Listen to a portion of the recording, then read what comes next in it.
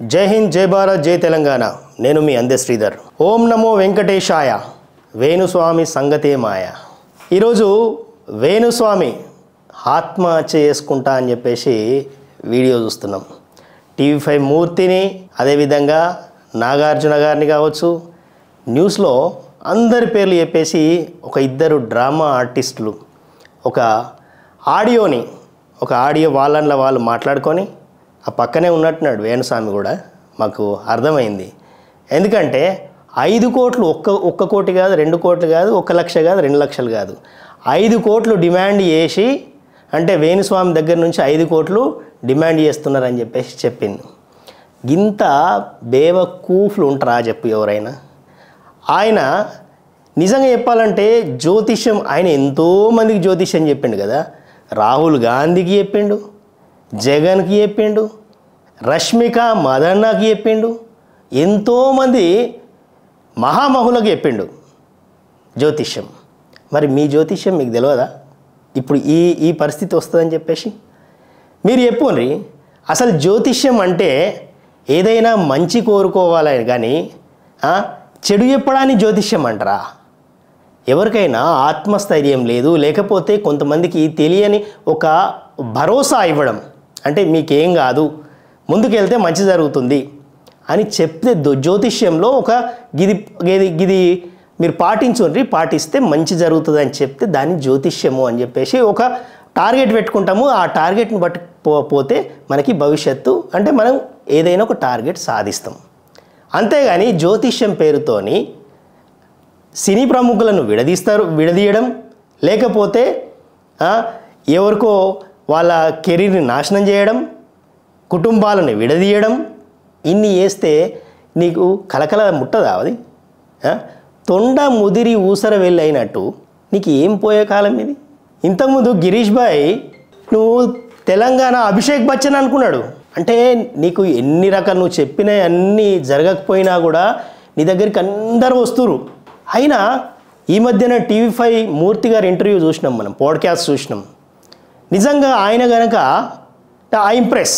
ఎందుకంటే ఆయనకి మొన్ననే చూసిన పాడ్కాస్ట్ నేను, ఒకవేళ ఆయన కనుక కరప్ట్ అయ్యి ఉంటే ఎవరో ఒకరు అంటే ఈ తెలుగు రాష్ట్రాల్లో ఎవరన్నా విమర్శించకపోదురా నువ్వేం సత్యపూసవు కాదని చెప్పేసి. అంటే మీరు ఆయన మీదనే దీన్ని ఎలా ఉందంటే వేణుస్వామి బ్యాడ్ టైం స్టార్ట్ అయింది కాబట్టి డిఫెన్స్లో ఉంటే మనిషికి ఇంగిత జ్ఞానం కోల్పోతాడు. ఇంగిత జ్ఞానం కోల్పోతే ఆయన ఏం చేస్తాడో తెలియదు, ఆయన జాతకం ఆయనకే తెలియదు. కాబట్టి ఇప్పుడున్నటువంటి నాగ చైతన్య, శోభిత మళ్ళీ విడిపోతారు. అరే శుభం గోరు పెళ్లి కొడుక అంటే ఐరన్ కుండలకు అంచులు లేవని అంటారు. అరే చేతన మంచి కోరుకోవాలి కానీ అన్ని చెడు కోరుకుంటావు. ఒక రాష్ట్ర మహిళా కమిషన్కు మీ మీద ఫిర్యాదు, ఇప్పటిదాకా నువ్వు చెప్పినవన్నీ నడిచినా కొద్దీ అందరూ నీ ఎంబట పడ్డారు. నీ అపాయింట్మెంట్కు 10,000 ఏవేవో దరిద్రమైనటువంటి మా నోట్లోకి వెళ్ళి రావు. అలాంటి పూజలు, మందులు, ఏవేవో పూజలు చేస్తావట. అది తప్పు కదా. ప్రజలు నిన్ను ఎప్పటి నుంచో చూస్తున్నారు.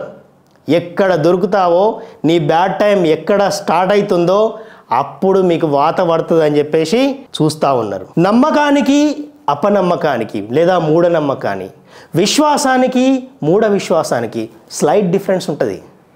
అంతేగాని ఏదో నువ్వే అన్నీ తెలిసినట్టు ప్రవర్తిస్తే ఇదే అవుతుంది. మంచి మాత్రమే చెప్పాలి. జ్యోతిష్యం అనేది ఒక శాస్త్రం ఉంది. నీకు ఎంతోమంది పండితులు నువ్వు చెప్పేటువంటి జ్యోతిష్యాన్ని వాళ్ళు విమర్శించారు. అలా చెప్పకూడదని చెప్పారు.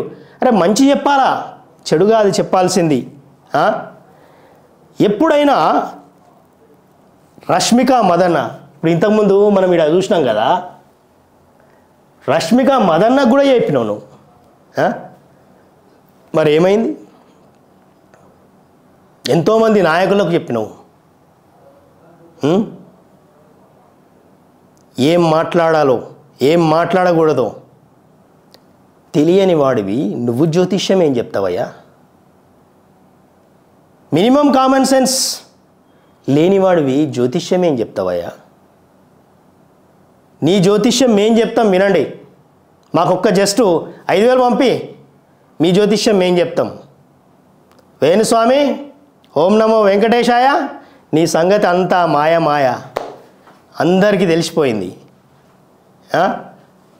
కామాఖ్య దేవాలయం ఏమీ లేదు, అంతా ఉత్తదే. భాషింగాలు అయితే ఇప్పుడు తెలుస్తుంది. సెలబ్రిటీస్తో ఆడుకోవడం కావచ్చు, లేకపోతే ఒక్క సెలబ్రిటీ నీ దగ్గరకు వచ్చిందని చెప్పేసి సామాన్య జనాల్ని మోసం చేస్తే ఈరోజు మీకున్నటువంటి గతి ఎవ్వరికీ లేదు.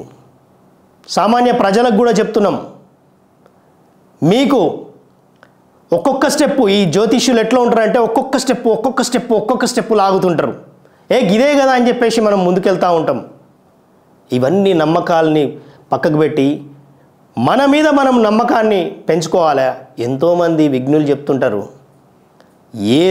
ఏ దేవుడైనా, ఏ జ్యోతిష్యమైనా, ఏ నమ్మకమైనా మనలో ఉన్నటువంటి ఆత్మవిశ్వాసం మించి ఉండదు. మన సంకల్పం గొప్పది. కాబట్టి మన సంకల్పం ముందు ఏమైనా తక్కువే. మనల్ని మనం నమ్ముకోవాలి. నిన్ను నీవు నమ్ముకుంటే నువ్వే అన్నిటికీ సృష్టికర్తవు అవుతావు. మనమే దేవుళ్ళమని చెప్తారు, మనలోనే దేవుడు ఉంటాడు.